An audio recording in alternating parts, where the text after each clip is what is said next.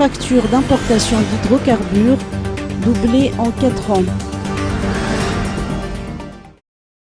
La facture résultant des importations d'hydrocarbures à Madagascar est estimée à 509 millions de dollars en 2013 contre 241 millions de dollars en 2009.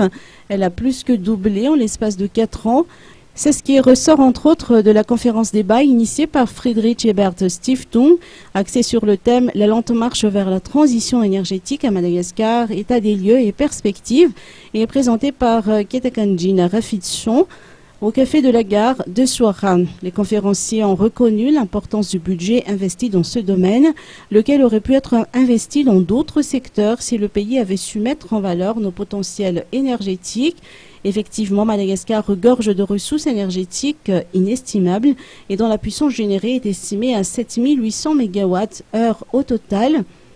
Or, actuellement, seulement 2% de ce potentiel est exploité, alors que nous avons une possibilité infinie à exploiter ces ressources.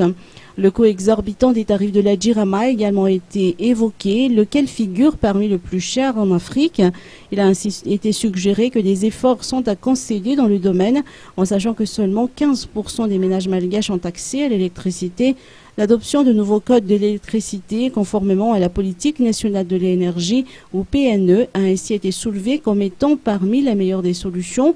Effectivement, il importe de respecter les lois et textes liés à l'exploitation et à la gestion de l'énergie si nous voulons faire face à la chimère de la transition énergétique.